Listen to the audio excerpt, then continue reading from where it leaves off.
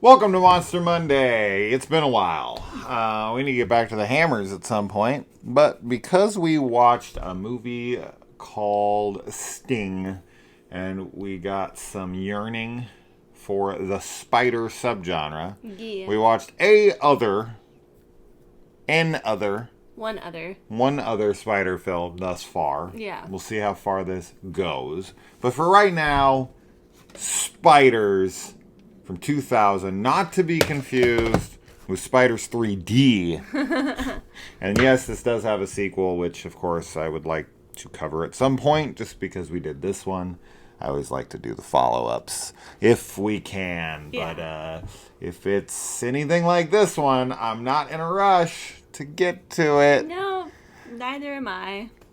So it's always weird to watch movies from 2000 or like the late 90s. I really feel like now there's definitely a lot of garbage in the 80s. Don't get me wrong. Yes. Like people always praise the 80s like it's the golden age and that they never did anything wrong and even the worst of the worst is still good.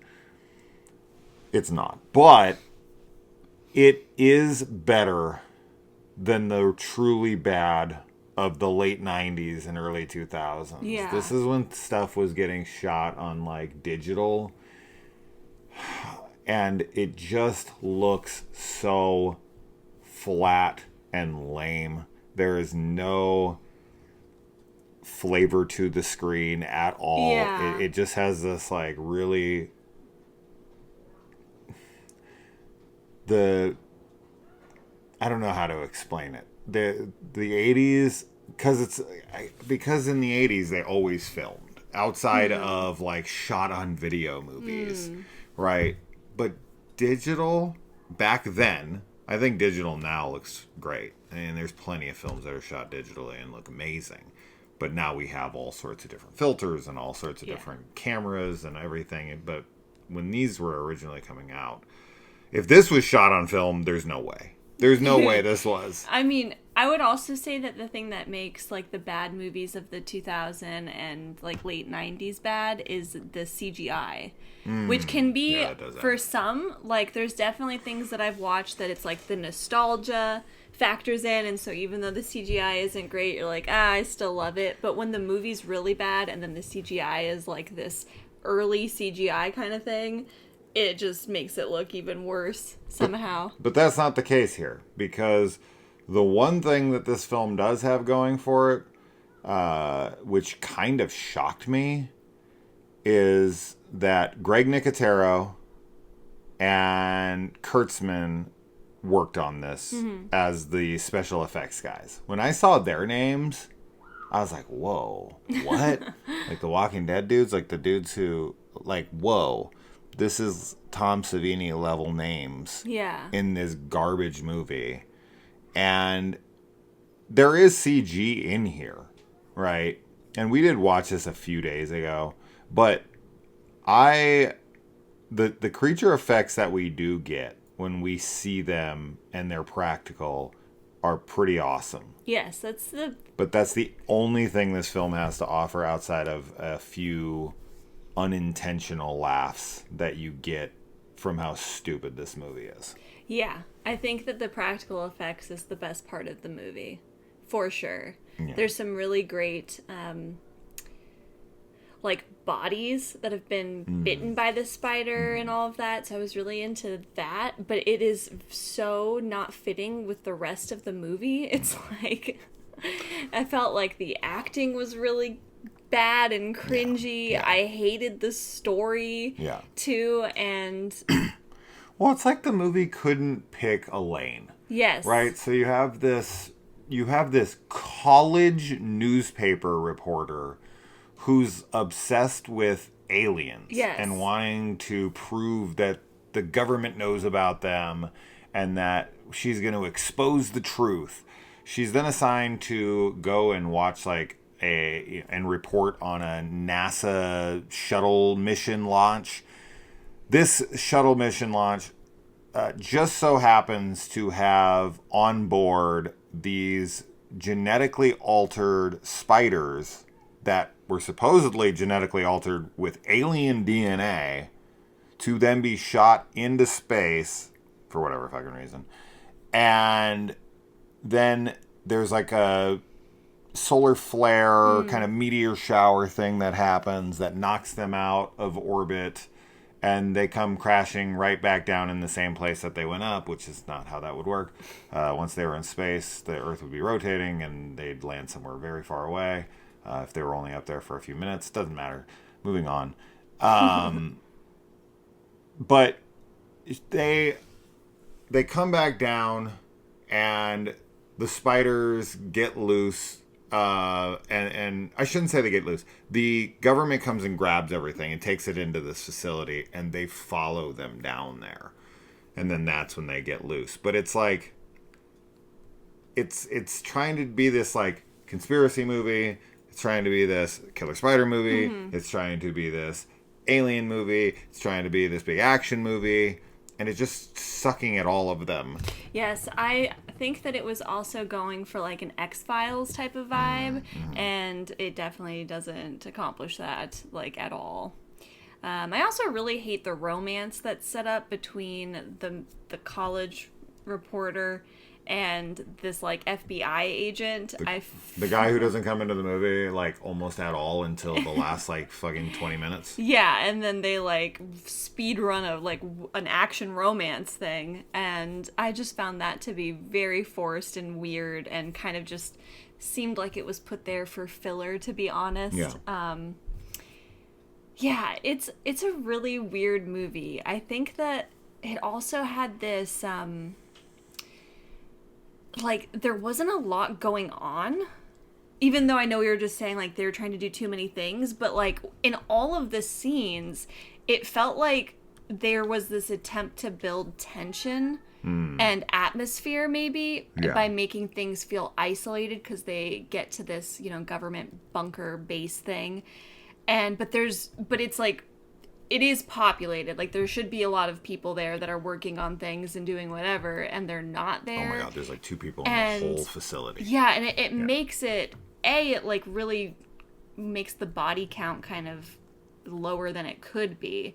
And it just makes it feel not realistic, which I know it's like this movie isn't realistic, but... Yeah, but it doesn't feel like a government facility that is... Because is this the one where they refer to it as like... Area 21 or something. Yeah, they call it Area 21. Like, anytime you see something like this where there's a government facility that's hiding the nation's secrets, especially something like extraterrestrial, there's always an endless amount of guards and personnel and doctors and, you know, the higher ups. And there's literally like 2 doctors who are like looking at the experiments of seeing what happened or whatever, and then they run into maybe 40 minutes later like a couple security guards. Where the hell were they? But I think that's where this film really sucks, because the opening where we get to know her and her goal, and then getting assigned to this, and they're up in space and all that, that's all pretty standard fare. And I was like, okay, whatever. Like, that's all fine. That's all fine setup. It's okay. It's not good.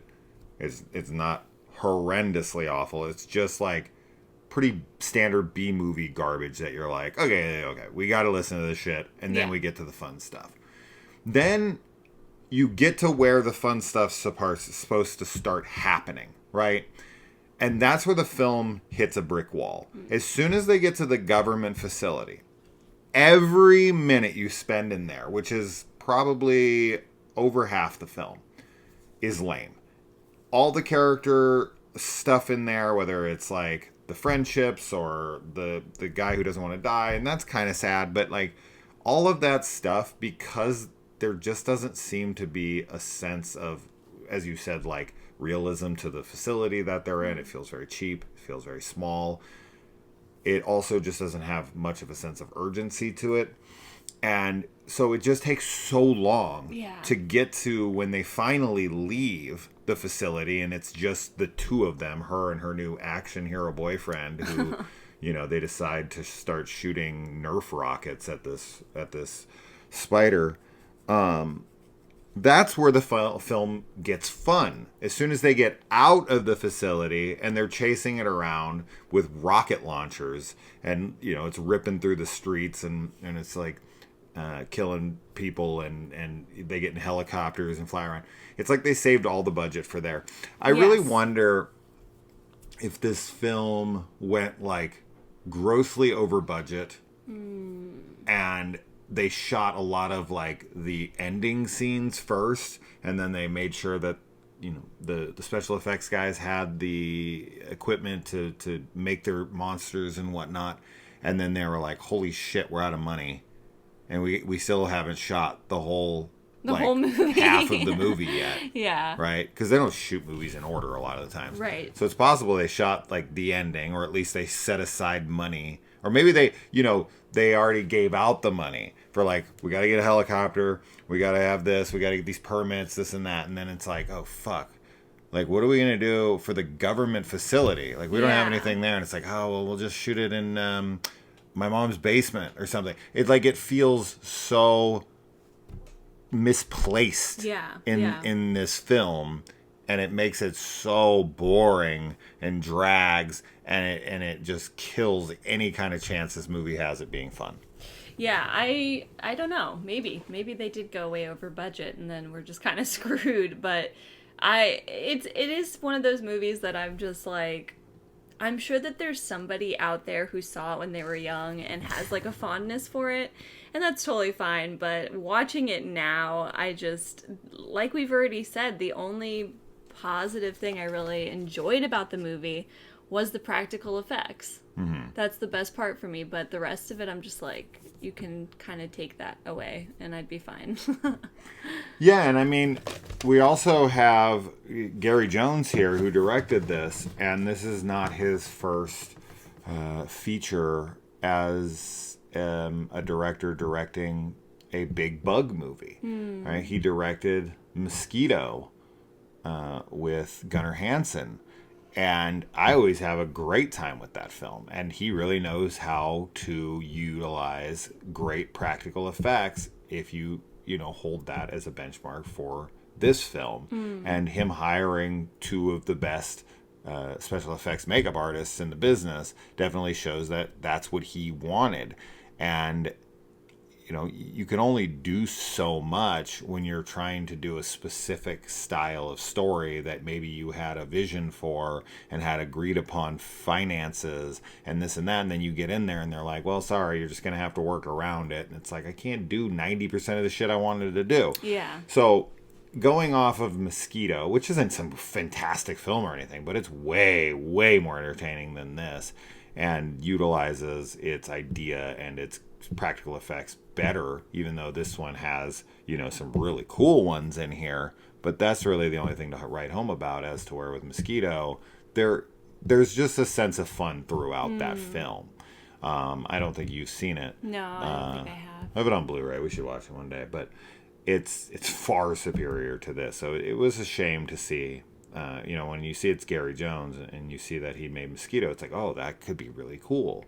It's a big spider movie with these two really good special effects artists, and this could just be a really fun time, mindless entertainment kind of thing. And fuck, it's just boring for so much of the film. And then when we do get to the ending, it's like, it kind of feels like almost like a Sharknado.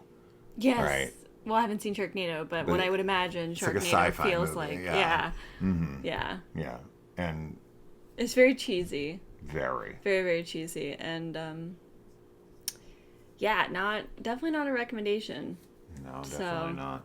Yeah, I didn't take notes on it or anything. I didn't even know if we were going to talk about this one or not, but I figured we'd just chat about it. Yeah. And I do want to watch the next one. The thing I want to watch for sure, if we're watching any other spider films, Arachnophobia. Yeah, I haven't seen it since it came out. I'm pretty sure this is a movie that I saw probably only once in my life, like when it was playing like on TV, like on the Sci-Fi Channel or something when I was younger. Yeah. So I'm very interested in rewatching this as well. Yeah. Because I do like the idea of like multiple, like not just one giant bug, but like a lot of them. Yeah. Like that's more scary to me. Yeah. I mean, I don't know if I've seen many, because arachnophobia, much like any of these, typically horror comedies. Like they know that the big bug movie type thing is always going to be playful. The only time you really see them take themselves seriously is in like the 50s, when that's what they were really going for, and they're like, no, this is a serious monster movie. What is that one? Because I've seen like the clip from it of like the black and white where it's like a tarantula walking around on like some model, and there's like a woman screaming. Yeah. I would like to see whatever that movie is. Yeah. Because that's fun. That's like, that's creative. I like it. Isn't that like Attack of the 50-Foot Spider or something? I don't know.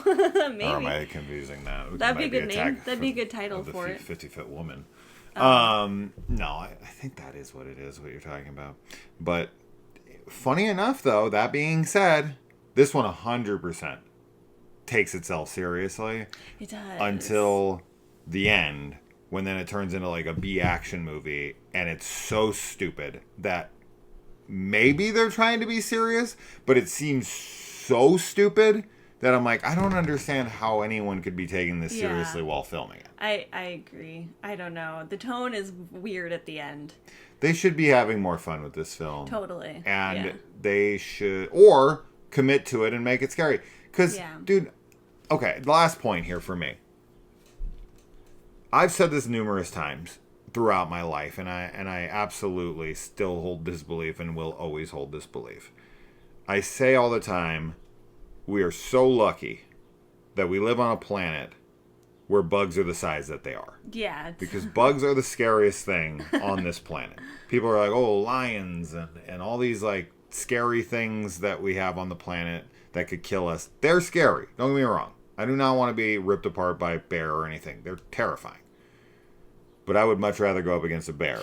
I think what happens than like a 6 foot tall spider, right? Or like a scorpion. Yeah, those things are horrifying. The reason is because you could take a giant mammal of some kind and it's still like recognizable, but when you take an insect and make it large, there's an alien quality to it because there's nothing that's like big that looks like an insect. You can make it work though, because we've seen alien movies where the aliens are very insect-like. Oh, absolutely. And they make and it's terrifying. Yeah. So it's like we have this disconnect where if they look too similar to a bug that we're recognized and we're like, nah, those things are small, our brains are like, no, that's silly. Right, because I think a lot of it has to do with like old monster movies from the 50s too, but it also comes from that place where you're like, it's almost this uncanny valley of like, that's not right.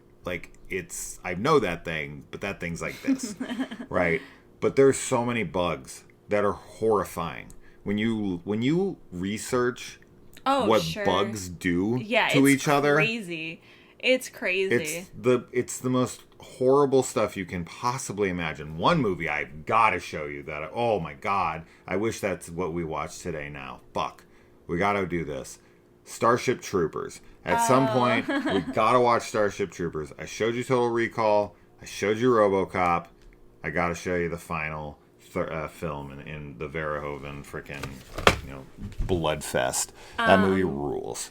Now that's how you do a bug movie and have fun. That's scary, but fucking hilarious. That movie rules. One thing I learned about spiders is that actually the majority of spider species have venom. Yes, they all have venom. Yeah. But also all the females eat the males. That's like not just everyone thinks it's a Black Widow thing, but actually it's like almost every spider does that. Wow. So I hope you're not a spider. And they have that thing where this happens in some species where the male is the smaller and the female is larger. Yeah. Which is interesting. So maybe I'm a spider. All right, guys. That's that. Spiders, not a recommendation, but I've owned this and the sequel on VHS for many, many years, and this is my first time watching it, and it will be my first time watching the second one. But the next up will definitely be something more like Arachnophobia, Starship Troopers. Those are next on the docket before we get to, I think it's called like Breeding Ground or Feeding Ground or something like that. Yeah. We'll see. So there you go.